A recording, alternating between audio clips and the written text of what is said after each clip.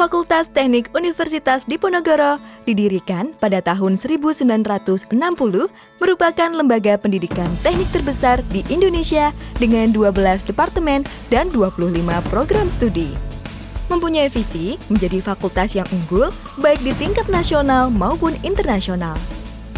Pada tahun 2020, Fakultas Teknik Universitas Diponegoro berkomitmen mewujudkan zona integritas wilayah bebas korupsi dan wilayah birokrasi bersih dan melayani.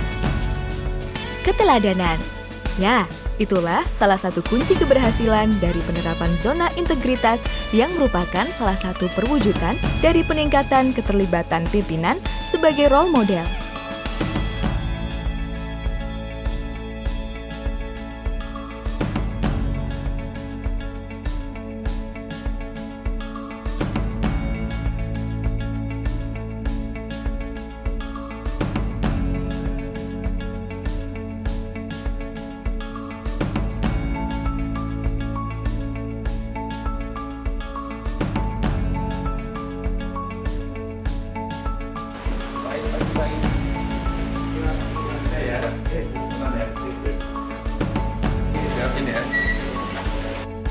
Fakultas Teknik ditunjuk oleh Universitas Diponegoro sebagai salah satu unit kerja percontohan zona integritas wilayah bebas korupsi atau ZIWBK menuju wilayah birokrasi bersih melayani atau disingkat dengan WBBM.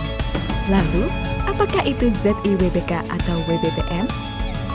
ZIWBK atau WBBM merupakan zona integritas wilayah bebas korupsi menuju wilayah birokrasi bersih melayani yang merupakan predikat yang diberikan kepada instansi pemerintah di mana pimpinan dan jajarannya memiliki komitmen untuk mewujudkan WBK atau WBBM melalui reformasi birokrasi, khususnya dalam hal pencegahan korupsi dan peningkatan kualitas pelayanan publik. Fakultas Teknik dipandang mampu dan memenuhi syarat untuk ditetapkan menjadi unit kerja ZIWBK atau WBBM di lingkungan Universitas Diponegoro. Kemudian, komponen apa saja yang menjadi pertimbangan mengapa Fakultas Teknik dipandang mampu menjadi percontohan? 1. Manajemen perubahan. Fakultas Teknik telah membentuk tim kerja, menyusun dokumen rencana kerja, target indikator, dan sosialisasi, serta menjadikan Dekan Fakultas Teknik menjadi role model yang membangun budaya kerja WBK berikut dengan penunjukan beberapa agen perubahan untuk meningkatkan keterlibatan anggota dalam pembangunan WBK. 2. Penataan tata laksana. Fakultas Teknik telah menyusun dan mengimplementasikan SOP dan perbaikan SOP secara berkelanjutan. Semua lini operasional telah berbasis IT dan sistem informasi yang terintegrasi. Informasi publik disajikan secara terbuka dan terus dilakukan monitoring dan evaluasi dalam pelaksanaannya. 3. Penataan sistem manajemen SDM. Perencanaan kebutuhan pegawai disesuaikan dengan kebutuhan organisasi agar efektif dan efisien dalam pelaksanaan pekerjaan. Fakultas Teknik juga terus melakukan inovasi dan pola mutasi internal dalam rangka refreshment dan peningkatan kinerja organisasi. Selain itu, pengembangan pegawai juga dilakukan dengan berbasis kompetensi dan updating data kepegawaian dilakukan secara periodik dan tersistem integrasi. Dan yang paling penting, penegakan aturan disiplin, kode etik sebagai dosen maupun tenaga kependidikan selalu diterapkan dan dievaluasi. 4. Penguatan akuntabilitas.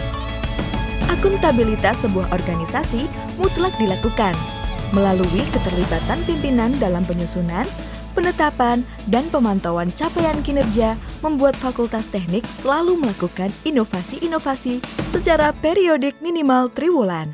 Pengelolaan akuntabilitas kinerja memiliki output tercapainya indikator kinerja Undip yang smart yang dikelola oleh SDM yang berkompeten.